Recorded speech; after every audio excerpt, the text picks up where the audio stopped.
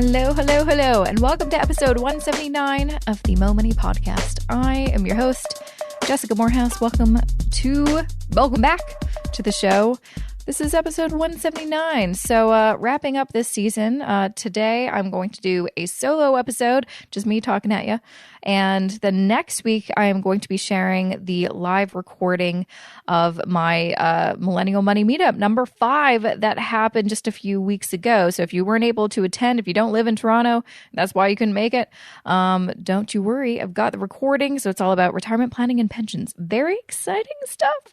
So make sure to tune in next week for that. But for this week, as I mentioned, we're doing a solo episode because I just looked at all the episodes that I've recorded in 2018, and I haven't done a solo episode just giving you, an episode just me talking in your ear since last December. I just checked, it's December 7th, 2017. So it's about time because as much as, if you listen to the podcast often, you hear my voice quite a bit. I've been talking to you directly for a year, and I got some things to say. But before I get to all of that, and what you can expect in this episode is me giving you kind of an update of what I've been up to this year, some reflection, and also I'm going to kind of take a look at all of the episodes and guests that I've had on this year and kind of give you, in my opinion, some of the biggest takeaways in terms of finance, money, life balance that I want to share with you so you can kind of take that in with you and, do some awesome stuff in the new year, 2019. But yeah, before I get to that, here's just a few words about this episode's sponsor. This episode of the Mo Money Podcast is supported by CoPower Green Bonds. Looking for a sustainable way to invest in fixed income without sacrificing high returns? Then CoPower Green Bonds may be the investment solution you're looking for. Investing in clean energy projects throughout Canada is a great way to put your money to work while making a measurable impact on the environment. Let me break down how this works for you. You buy CoPower Green Bonds, and that money is used to fund clean energy projects and energy efficiency projects that reduce carbon and generate steady revenues. Revenues that are used to pay Canadian investors like you. How much do you earn on these bonds, you may be wondering? For a 4-year bond, you'll earn 4% annually, and for a 6-year bond, you'll earn 5% annually. The only thing is, there's a limited supply of green bonds left. If you're interested in investing this year, don't miss out. To learn more, visit greenbonds.ca. Once again, that's greenbonds.ca. Okay, so first, let's talk. Let's chat. So this year's pretty much basically done. In terms of like work stuff, it pretty much wraps up around this time. Everyone's now talking to me about 2019. So I kind of spend December just wrapping up a few little things, trying as best as I can to kind of plan what I'm going to do next year.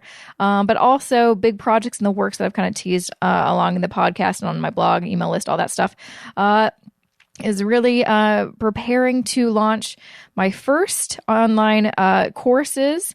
As I mentioned, I'm definitely for sure going to launch my first course, which will be called Investing Foundations for Canadians. So as you can expect, it's an online course about, the foundational elements of investing in Canada. Super proud and excited about that. But I'm also I'm saying hopefully because it's like December 3rd as I'm recording this. And I'm like, I've got a lot of work to do. And I'm leaving December 20th to go to Vancouver for the holidays. I'm going to have to get my butt in gear and get to work because I also wanted to have ready my second course, which is kind of the second part. So it's like once you understand how investing works and all the important elements that go into that, once you have that kind of foundation, you're ready for a part 2, which is implementation. So what do you do next? Like how to invest, basically.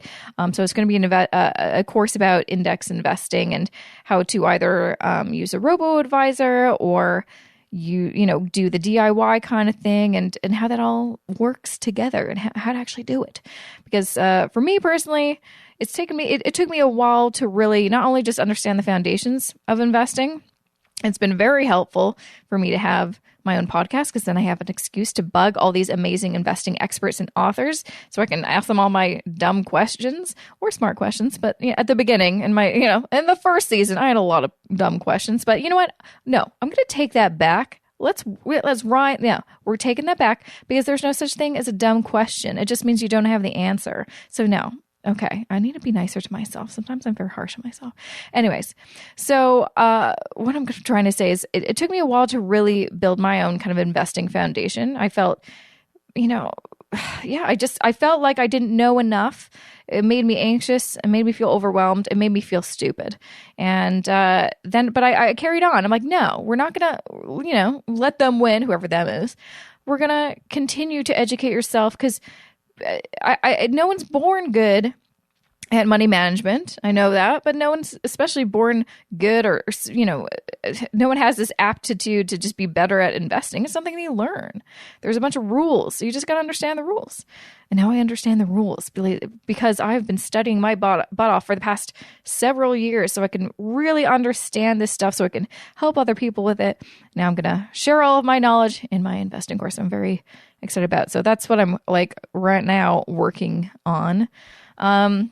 But I want to kind of reflect on the entire year because it's been a whirlwind. It really has. Some parts went real fast, some parts went kind of slow, and then back to fast. Like to break down what my year looks like, it really is pretty busy from February to like the beginning of June. It's pretty slow in the summer months, June, July, August.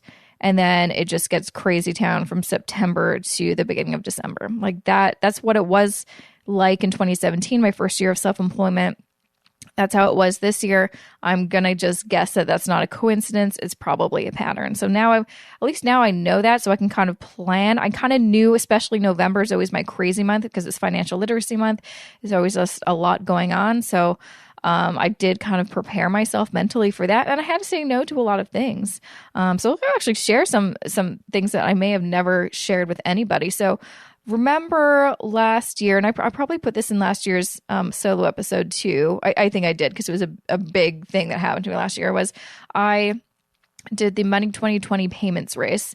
So I also have a blog post on my blog about it, and there's videos on my YouTube channel if you actually want to see, because I had to document it over video. But basically, this UK company came to me, asked me if I wanted to participate in this week-long race where I could only use swipe, like what's it called? It's the swipe debit. Like you can use debit, but only if you swipe it. I wasn't allowed to use. Oh, no, sorry, that's a lie. Sorry, it was so long ago I forgot what it is. No, it was, when you use your debit card, and you have to pin and chip and pin. That's the thing. So me and the other racers, we had one payment type of payment we could use to purchase things like, transportation or accommodation or food. Someone had cash, someone had gold, someone had Bitcoin. Someone had tap with their debit or credit card. And for me, I had chip and pin debit or credit. And we had to get ourselves from Toronto to Las Vegas, but we also had a couple checkpoints. My checkpoints were Cincinnati, and then I think it was just Cincinnati I had to get to. And then I had to get to the Grand Canyon, and then I had to go to the finish line at Las Vegas. But I also, in between, went to Denver, Colorado.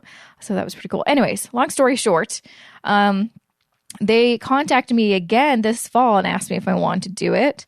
And I took a think, because it was a pretty incredible experience last year. It was also very difficult. Like, it was very hard on my body. I didn't sleep. I didn't eat very well. I was a mess after. It took me a while to recover. I'm not as young as I used to be. And so I had to take a thing. I'm like, do I want to do this again? Because I am typically the type of person, I'm a yes person. If someone asks me to do something, I will automatically say yes. And then if I don't actually want to do it, just like then think about it later. I'm like, oh shoot, I probably shouldn't have said yes. I've been getting better as I've been getting older, but it's still like just something I have to kind of practice at. I just say yes to everything, because part of it was just I want to be nice and I want to please people. So it's the people pleaser kind of part of me. But also part of it, now being self-employed, I'm always terrified that if I don't say yes, then all of my opportunities, whatever they may be, will dry up one day. And I'm sure if you're self-employed and you're listening, you're like, yes, that is very common. I talk to my husband about this all the time. And he's been self-employed for 11 years. We just had this conversation last night. And he said, I literally feel like that all the time still. And I've been doing this for 11 years. And you would think that I would, have some, like, not have this fear that one day, the other shoe's going to drop or whatever. But no, he still feels like that. And so, for me, I think that's just like self-employed life. I don't know. Maybe I'm wrong, but for me, that's kind of what it feels like. Sometimes I'm like, all right, this is cool. I feel secure and comfortable. And sometimes I'm like, I don't have the frame of mind necessarily that next year's going to be better. And then the following year is going to be better. And it's just going to be like this kind of roller coaster going up. Or maybe I think it's the roller coaster going up and then going down one day. But I'm always terrified that something will happen and everything will dry up. I'll stop getting inquiries for any of the elements of my business, and I'll have to get a regular job. Not that that's a failure or anything, but I want this to work. I really like what I'm doing. I feel for like the first time in honestly my life, or especially my career, and I feel like I've been working professionally like full time for about 7 or 8 years now. This is the first time in my life I feel like I'm actually doing something that not only makes me feel fulfilled, but I'm impacting other people in a positive way. I mean, I've worked for a number of years. I've earned money, but there's honestly, at all of the jobs I've had previously, I never really felt like I was doing anything worthwhile. Lots of the jobs I had were like sales and marketing. I'm not really helping people. I'm helping a company earn a profit, but that's anyway. So okay, I keep getting distracted because I'm talking to myself, and it's just like I have all these thoughts coming into my mind. But I'm very pleased where I am in my career because I feel like finally I'm not only earning money to pay my bills and reach my savings goals and all that stuff, but I feel like I'm actually having a positive impact, and it really, I don't know. It's nice. It's nice. It's nice. It's really cool. I don't know. It's really cool. And I sometimes have to pinch myself because I feel like I'm so lucky to be able to have finally found a way to marry my passion for personal finance to an actual career. And not only that, help other people along the way. But going back to this payments raise thing, got offered it and I decided not to do it. And that was a big deal for me because I always say yes to things, sometimes things that I don't want to do out of, I don't know, a feeling of obligation.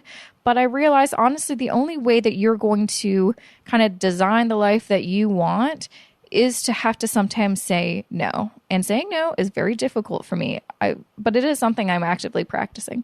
So that's something that I haven't told anybody. So there you go. That's one opportunity that came my way and I had to pass. And I don't regret it at all. And that's the other thing too. And I'm hoping that you're listening and you're just kind of also thinking about you and your life and, can relate. But when you do say no to things, sometimes not only will it be like, oh, I'm okay with that decision. You probably you just won't regret it. And maybe you're making room for other bigger opportunities, which I feel like I did because I said no to this opportunity. I think that race happened in like late October, early November or something like that. I had other things that I was then available to say yes to. So there you go. So talking a little bit more about, because I, rambled on about having a positive impact and feeling like I'm actually helping people. I've been able to I feel like this year I have been able to talk to real people the most this year. And let me explain what that means. I feel like in the past, I would create content. I would write, blog posts. I would create, find guests to interview for my show and just have like an idea of what I thought people want to know. But I didn't, really talk to real people. You know what I mean? Like I'm stuck in my bubble of other personal finance content creators who are stuck in their bubble as well. And I know people, in the financial services industry. So again, they're in a bubble. And I've realized I was actually kind of surprised how little I really knew what people's biggest struggles or concerns were. And I feel like that is kind of an issue with the kind of personal finance blog sphere in general is a lot of us are inward thinking. Or we're just, staying in our bubble and we're like, right, this is what people want, right? But you don't actually talk to real people. You don't know. And I feel like this year I've actually been able to do that. A lot of that has to do with, I think, getting a lot more emails from people and having conversations like that, which is great. Obviously, doing a lot more discovery calls with potential clients and then working with real clients. And these clients are just real people that want some help. So I really get to have a good, real in-depth view of what people are struggling with. And it's really changed my just perception and just like perspective on things, which in turn helps me figure out what things I need to do to help them. Because I am past the point that I need to talk about me and my finances. Quite honestly, it's boring at this point. I found a really good system and I just do it. My job right now as a, financial podcaster, blogger, educator is to find ways to basically, I just need to get the word out. Like that is in my mind, that's my mission. That's my purpose. I need to get the word out. I need to, just focus on like creating new, freebies, tools, products, what have you, events, so I can help other people understand finance, because it always goes back to, it always goes back to me, but it always goes back to like the reason I'm so passionate about this is because I was in your shoes. When I was in my early 20s, I didn't know what the hell I was doing. I didn't know what a checking account was. I only had a savings account and a credit card. I was embarrassed to learn all this stuff. People would talk to me about this and that, and I'm like, I have no idea what you're talking about. And I'd be embarrassed. I'd feel ashamed. I felt like a loser. I felt like a failure, all these negative things. And then when I realized that actually finance can be a thing for good, it can be a positive thing in your life. It can actually, instead of being something that you're ashamed of or you're not good at or this and that, it can actually be something that could be freedom or choice or opportunity. And so when I realized how you can empower yourself through personal finance, it got me fired up. It got me fired up to read books and blogs and do all of that stuff so I can educate myself. And then I got really into it, taking, courses, getting my accredited financial counselor candidate designation. And I'm still doing more school to get more, credentials just because I'm so in love with learning this stuff. But I'm also more in love really with teaching other people about this stuff, because I don't have a finance background or a business background, guys. I went to SFU. I studied film. I thought I was going to be a film editor. I graduated in 2009 during the recession.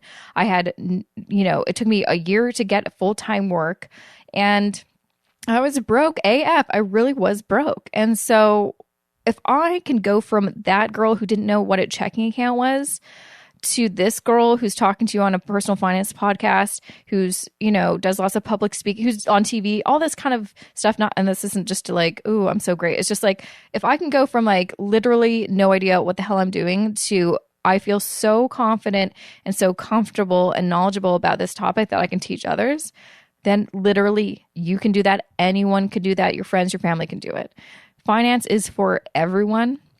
And the thing that I personally have an issue with is when people just have very strong opinions about it and make that opinion feel like it's fact when it's not. And that was a big thing that I struggled with, was trying to decipher when someone was saying an opinion or a fact. Because a lot of the time when you talk to people, they're actually just saying an opinion. It's actually not a fact. Because there's so many times, I can tell you so many times I'd be at an event, party, whatever. I'd be talking to a group of people about money, because I love talking about money, and they would say something and I'd be like, oh, I didn't know that, or I thought the opposite. I'd feel like a fool. I'm like, oh, I'm learning something, or what I knew was wrong. Like I would automatically assume that I was wrong, because this comes back to like having a lack of confidence. And then I would go back home and research and be like, no, they're the fool. They're wrong. So that's one of the things that I've been realizing by talking to all these real people out there.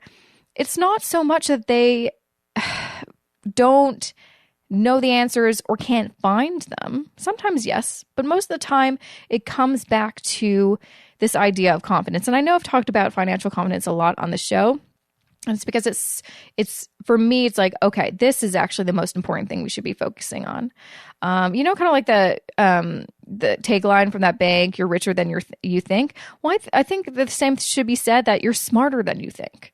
You're more financially smarter. No, that's not how I say it. You're more financially equipped than you think. And I think we just need to pay attention to that. And that's what my goal for 2019 really is. I don't really have too many specific projects for 2019, but I feel like that is going to be a big focus of 2019, is really figuring out ways to boost other people's, empower people and boost other people's financial confidence. Because that was my big issue. It was just feeling like a dummy when talking to people or reading stuff online, because a lot of the information out there is skewed to a certain perspective and may not have you in mind. So that's what I'm going to be working on. Anyways, that is, I feel like that's a lot of what I've had on my mind that I wanted to share. I just want to say a big thank you for listening. If you sent me an email, if you sent me an iTunes review, if you've come to any of my meetups, and I definitely plan to do more meetups, like the big events and maybe some smaller kind of casual events in the future. Because again, I love talking to you like so much. It literally just like makes my heart, like the Grinch, like grow.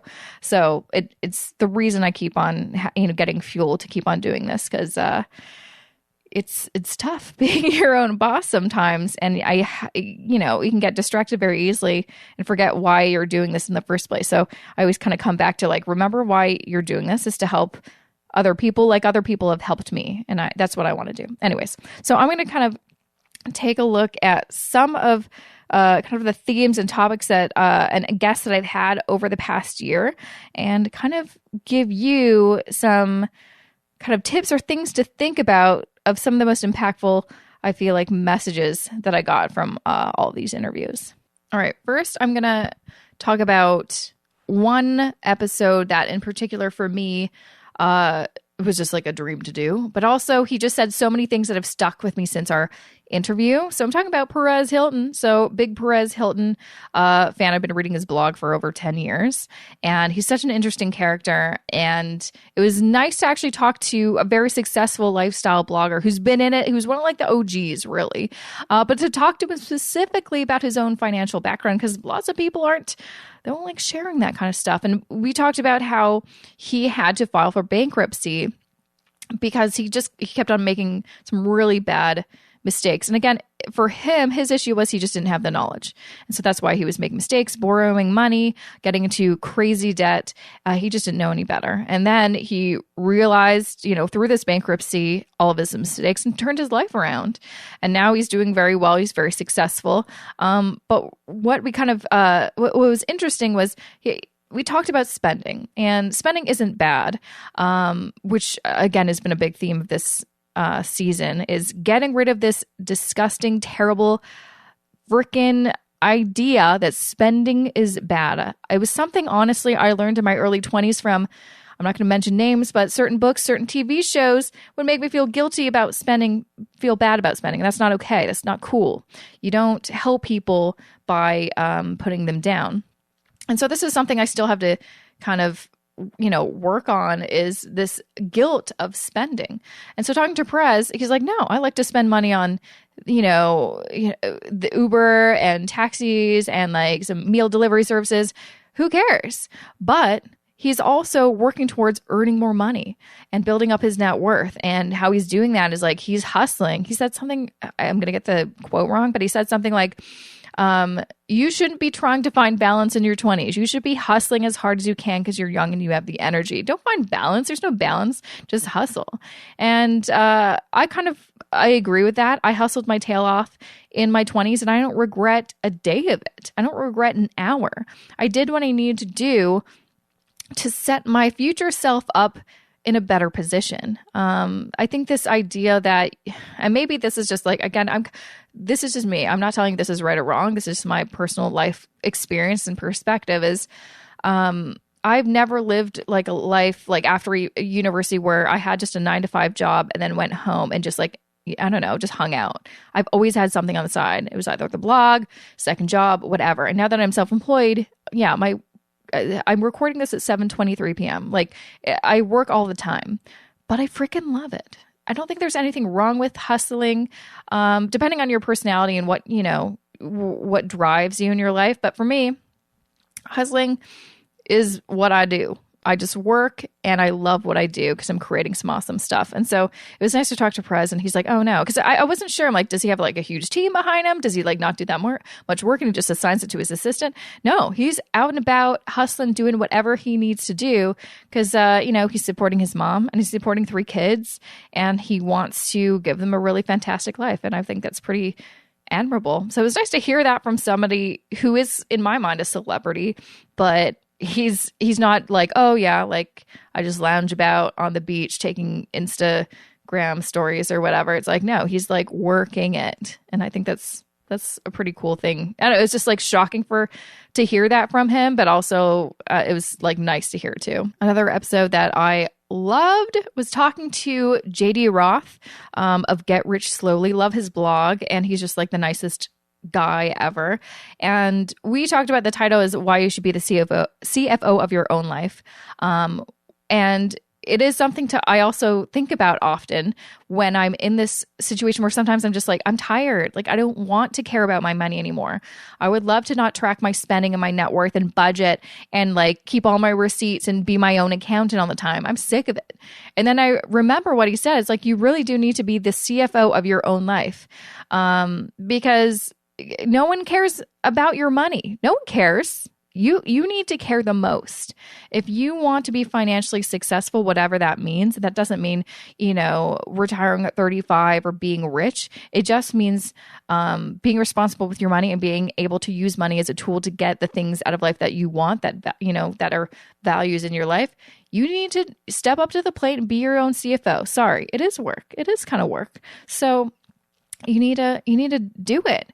And if you do it, you'll realize it's actually not as hard as you think. It doesn't take as much time as you think, and you'll actually probably enjoy it. And also, again, it's another way to empower yourself. When you really take that time, put it in your schedule, make it a habit to really manage your money, you feel more in control of your money and more in control of your life. That's at least what it feels like to me. So I really like that episode. I think you might want to check it out too. It's a really funny episode. Okay, another great episode. And this has been a book since I've read it last, I believe January is when it came out, or I could be wrong, maybe. So Worry-Free Money by Shanley Simmons is the book that I pretty much recommend to everybody, because I get sent and pitched so many freaking books. You have no idea. It's just, I have a stack and it's just like overwhelming.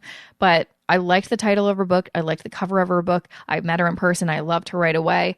And then I read her book and I'm just like, yeah, this is amazing. It is the first, I feel like, financial book for Canadians that really, even if you're in the States or whatever, you'd love it too, because it's not super, super Canadian. But she just frames it in such a positive way. She's funny, she's relatable, but also her kind of message, which I love, is kind of like I was saying earlier. You're not going to teach people. People aren't going to learn if you shame them or if you tell them they're not doing it right. The only way you're going to make significant change in someone's life is if you teach them with kindness and understanding. That's why I think I was so attracted to becoming a financial counselor, because it really does focus on the counseling aspect. And, there's one thing in my education, the program that taught us that the people that we're helping are actually not bad at money. They're doing the best they can with the resources and tools that they have. And that's 100% true. All of the clients that I worked with aren't just bad with money. They're not just jerks, just like spending their money willy-nilly and don't give a F or whatever. No. Like, they've come to me because they're like, oh shoot, like I don't even know what happened. I guess I didn't realize that this would impact this. They were doing the best they could with the knowledge, the education, and the resources they had. So she really has that messaging in her book, and we talk about that in the episode 151. And it was just like really inspiring. And I don't know, I get good feelings when I think about her book, which is why I'm so excited to tell somebody who hasn't read it to go check it out, because you'll read it, you'll learn something about just some really key findings about just like how to manage your money right, some of her kind of ways that she helps her own clients, because she's a financial planner. but in like such a nice, happy, loving way, which I really appreciate. And it's not, you don't find that often in a financial book, I'll tell you. So I also really loved, and this is kind of becoming a bigger theme in the personal finance world, which really excites me, is episode 161. I had Lori J. Cameron on the show to talk more about mindfulness. She has a book all about mindfulness, not so much about money, but mindfulness. But then we talk about how to integrate mindfulness with money, because I think as we all are realizing is finance isn't about finance or money or numbers. It's about psychology. And mindfulness is basically a huge tool we can all use to help ourselves with whatever we're struggling with in our financial lives. And what that just means is being more conscious about all of your financial decisions and how money impacts you and your feelings and your being, basically. So I know I'm not as mindful as I could be. I'm sure we could all be better at that. But I'm just like an example. How many times do you go and go to the store, pick up a few things? You do look at the prices when you're putting them in your cart. Then you go to the cash register and they're like, all right, how are you paying? And then you tap or swipe or whatever, and you leave and you're like, wait, how much was the total? Like, most of the time, you won't know the total. We need to be better at freaking looking at that cash register and looking at all those line items and really thinking about that total to be like, is that how much I intended to spend? Is that too much? Is that not enough? Did I miss something? Like, being just like a little bit more conscious of like our spending habits like that. Like, that's just a personal one that I did the other day. I'm like, oh my gosh, I didn't even know how much I spent on that. And also just being more cognizant of like, we keep tracking our spending, but we're still spending so much money. How is that happening? Are there some little things you can do to have a big impact, like deleting some apps that are on your phone that you tend to use to, like, Amazon Prime it or Uber Eats it or whatever the hell? Maybe you should get rid of those apps because you're spending too much money. So we need to all do what we can to just be more in the moment with our money. And actually, and this is another episode that did happen in this season too, is along this kind of along the lines of mindfulness is also minimalism. So I had Kate Flanders. She has the book The Year of Less, also another amazing book that you should definitely pick up. But we talk about how minimalism and mindfulness really go hand in hand, and how really, in terms of, because she had a spending problem, she got out of it. Then she, became debt-free, didn't know what to do after that. She realized the only way to maintain a life that is debt-free, especially having a spending problem, is to be more conscious of every single thing that you have, that you want to buy, that you intend on buying, and just being, very, not careful, but yeah, just more like present when it comes to like, do you actually need this? Or if you don't, why do you want to buy it? Is it because you're feeling a certain way? It's because you saw something on social media that made you want to buy it?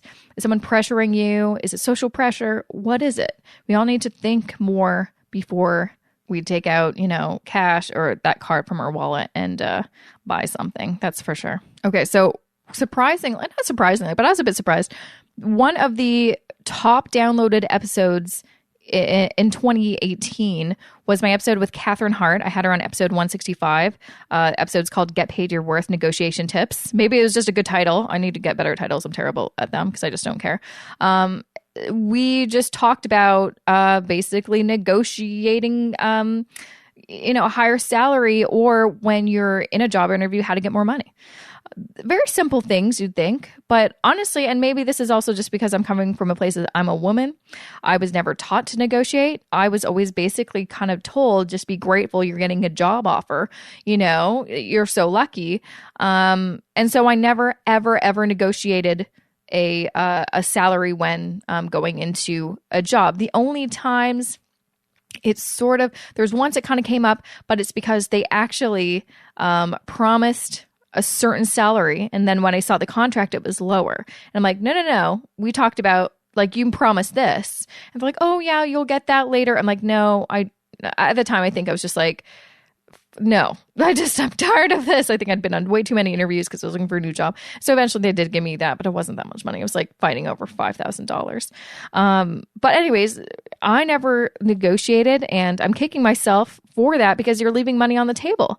And we need to, especially as women, I say, because there is the wage gap issue. We aren't earning as much as men. We need to do better. Because we need to play our part. Obviously, there's a whole societal aspect that needs to change as well. But as women, when we are in a situation where we're asked, what's your salary range or whatever, we need to do that research, and we need to ask for more than we want, basically. Like, we need to be like, okay, I'd be happy with 50,000. Ask for 65. If they say that's too high, they'll tell you. They won't just, take the job offer away. And that's usually, honestly, when they do ask you about your salary expectations. Sometimes they don't. But we go into this episode actually about talking like in different scenarios. If they ask in the first interview and you're like, well, I hardly know what the job is because we haven't really started. And they start with like, what's your, salary expectations, how to kind of change the conversation so you don't really answer, but you're not being rude. So I'm glad you liked that episode because I really liked it. I thought it was very important and a topic I definitely need to, I think, explore a little bit more in depth because it's very helpful. I was so like inspired by talking to her, and honestly, even though I'm self-employed now, I still have to. Well, actually, maybe this is why I feel like I'm better at negotiating, money now, is because every time I basically have to work with a client in whatever stream of my business, I have to negotiate. They'll be like, okay, so what's your rate for this? And then sometimes they'll be like, can you do it for this? I'm like, no, I need this amount. And so I am literally constantly on a weekly basis negotiating. And I think I'm a little bit better at it or more comfortable doing it because I'm like, no, I deserve this. I'm working my butt off. And also it's my money. You know what I mean? Like I have to earn my money to pay my way through life now. So it's even more like important to get what I believe I deserve. So I'm a little bit more, it's got to be this. So that's it. Anyways, I think you'd really like that episode. Episode 165. Episode 171 is also one of my favorites of this season. It's with Amanda Abea. I liked it because it was a conversation that I was kind of dying to have with someone, and she was the perfect person to have it with. It's called Why You Should Feel Good About Making Money. And it's because I wanted to have this conversation, this interview with Amanda, because for years, I have had my own personal issues of feeling not good enough. And so kind of going back to like not negotiating any salaries for any jobs I've had and feeling shame for earning money. I think some of it is internal, some of it's external. I've been publicly shamed for earning money. I think that's BS, but I mean, that's also not my issue. And that's the other thing we need to remember. When there's negative external forces, and there are, especially in finance with those opinionated people, we need to be like, that's not my issue, that's theirs. Otherwise, like, why are they, being all crazy like? And so it was lovely to talk to Amanda about why we as individuals, also especially women, need to ask for what we're worth, and we need to be proud of earning money because even though we feel like, we've come so far, we haven't come far enough. And we need to support each other, and we need to especially support each other earning money. We do. And we need to not be shy about earning money. We shouldn't feel bad about making $1. We shouldn't. It's crazy. We need to keep pushing the envelope. We keep on earning more and more. And since that chat with Amanda, I've been following her on, Instagram and Facebook. She's been killing it. She has totally grown her business from her just being, a sales coach, and she did some money coaching, and then she's just like, no, I want to focus on sales coaching. And now she's grown her business that she's earning enough that she has I believe a business coach or a business partner, manager, and a full-time assistant. And now she has office space. So it's like goals. Like if she can do it, why can't we do it? Because as you can, listen to in the episode, she literally was like kind of a similar situation to me, graduated, there was no job. She was working in a nowhere job just to earn money.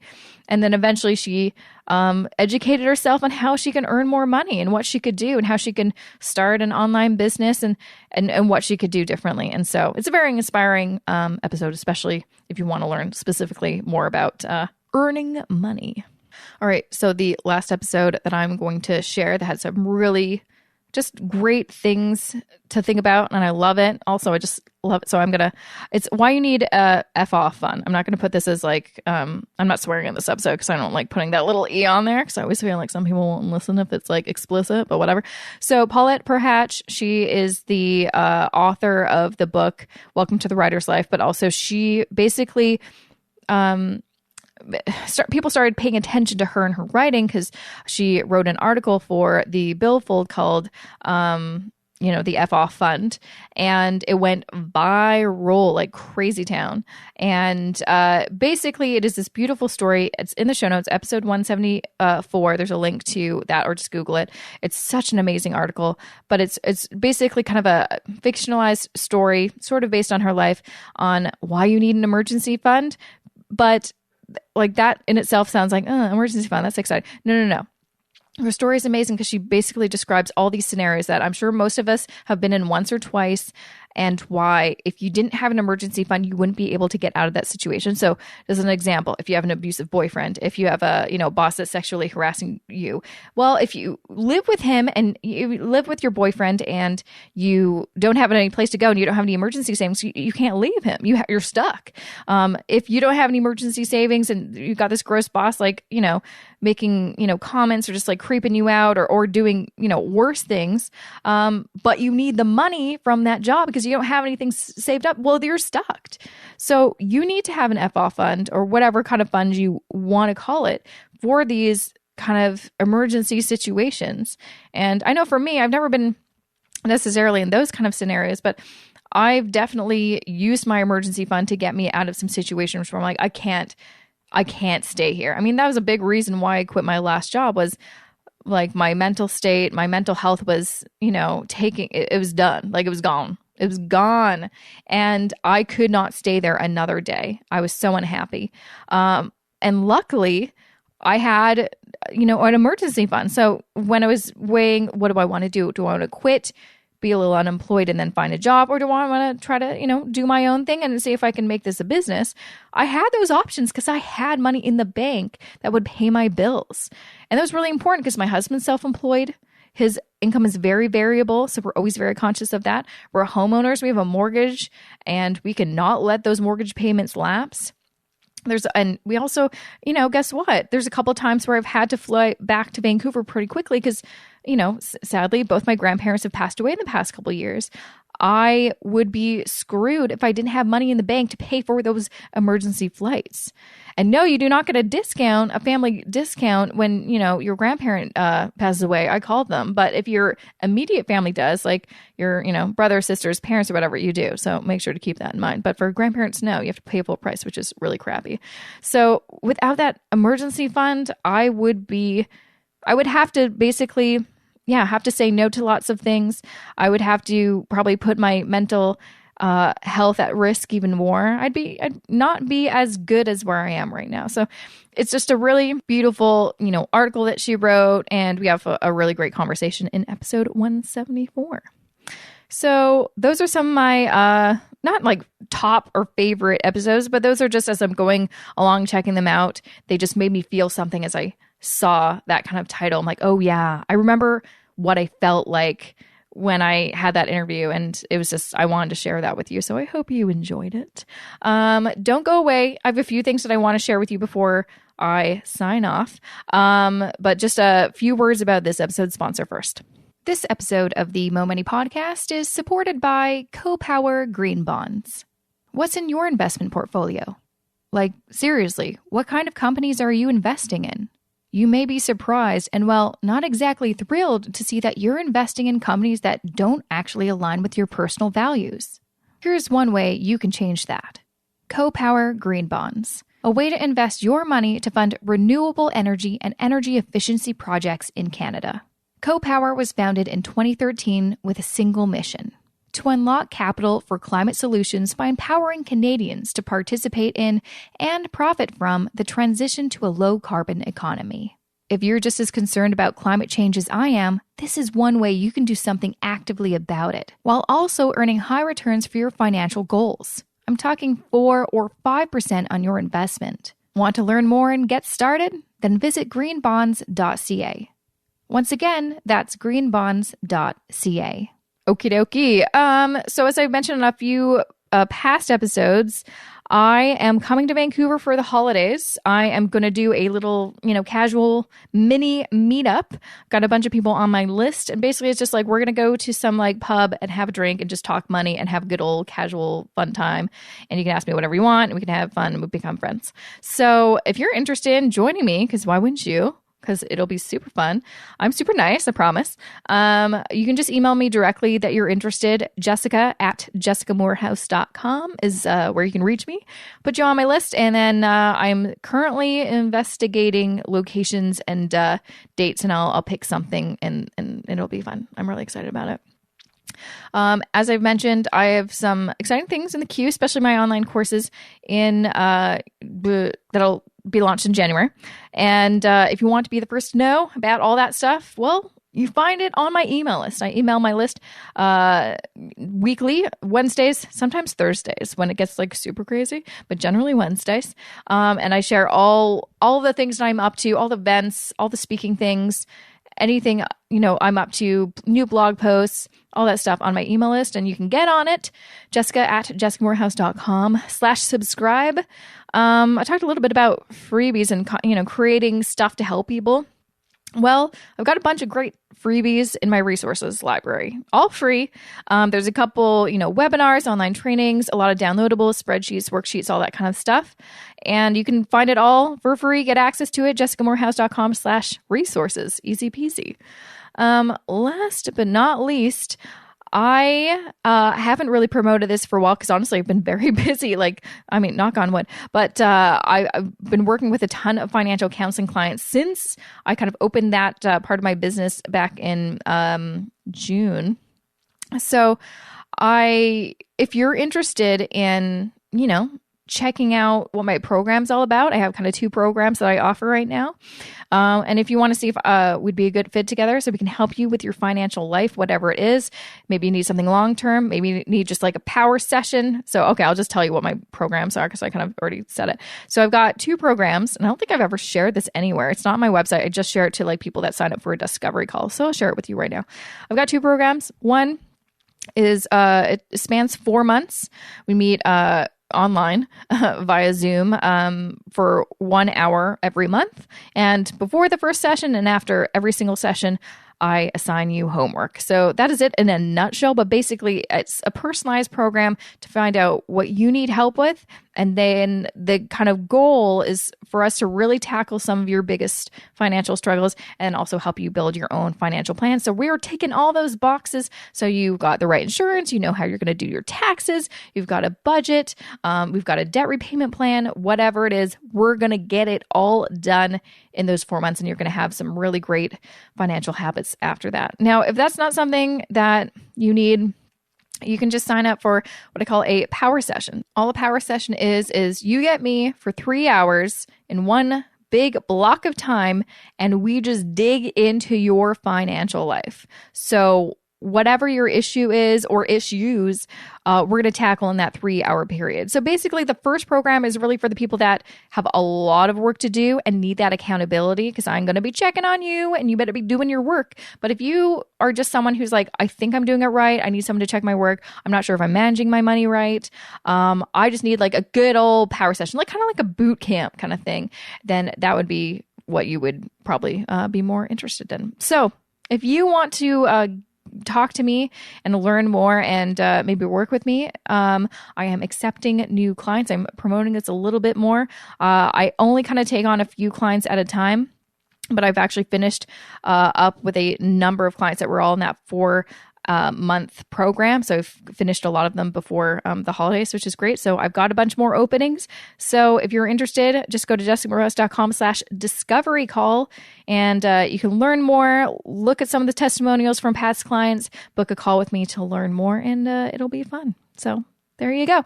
Okay, that I feel like is probably it for me. I've been talking your ear off for a damn long time, and you've got places to go, places to see and be or whatever. I'm going to be back here next week, though, with my live recording of the Millennial Money Meetup number 5, all about retirement planning and pensions in Canada. I know you're going to really get a lot of great stuff. I'm joined with this guy called Tim Thompson, who is a pensions expert, and man, he knows everything there is to know about pensions. So you're gonna love it. So I will see you back here next Wednesday. Thanks for listening. I will see you back here next week. All right, bye.